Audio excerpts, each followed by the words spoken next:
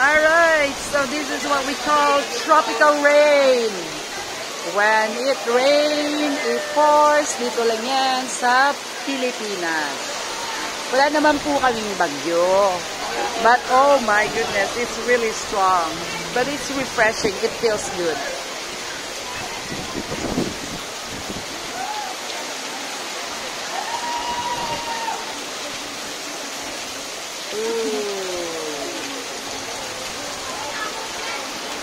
Ano pa kaya?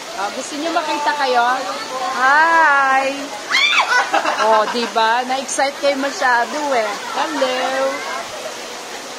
O, yan na. Mamaya nasa YouTube na yan. Please like and just click here.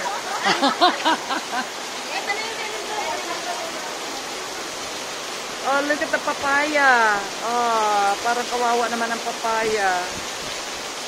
Hirap na siya.